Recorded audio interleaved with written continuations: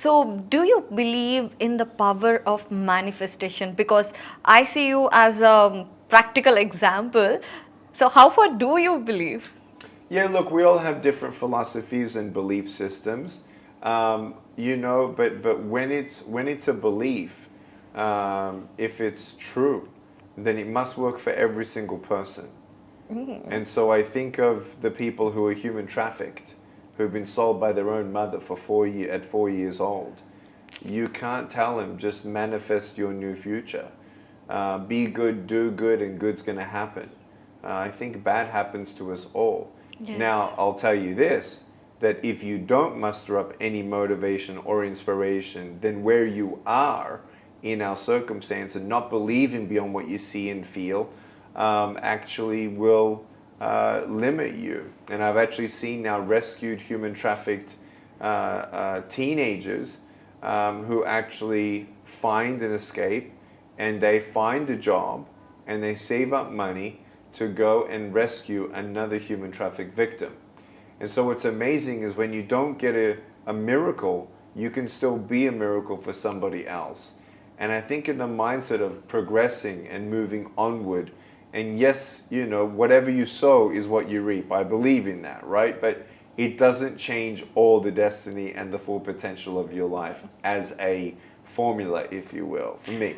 Of course, with manifestation, action towards it really needed. Action more than belief, right? You can believe all you want, but with no action, you'll never get there, right? Yes, true. But as human beings, when we are in new circumstances, or even we think of new phase of anything, to do anything new in the life or to go to any place, the first thing which we feel is fear. Oh my God, what's going to happen? Yes. What if something goes wrong?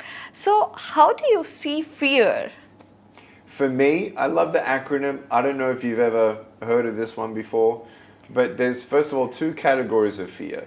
There's a rational fear or irrational fear. Yeah.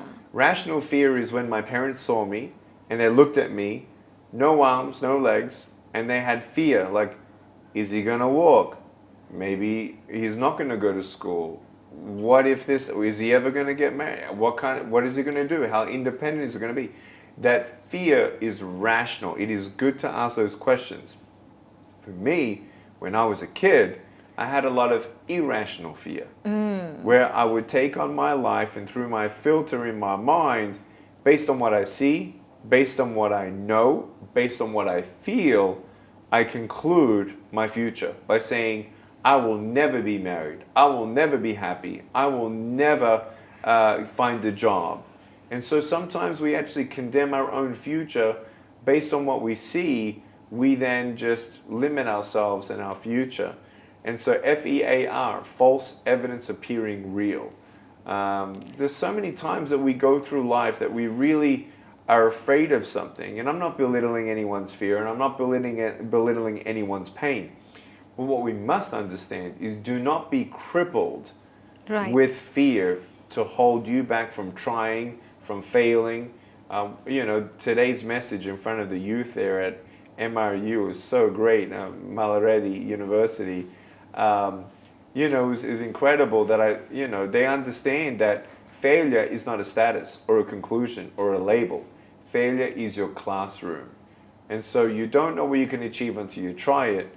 And many of us know that we're not perfect. Right. So when you understand that failure is your classroom, you get stronger and stronger and wiser along the way. And so that's the kind of mindset that I want everyone to know in the resilient mind that we can do. Well,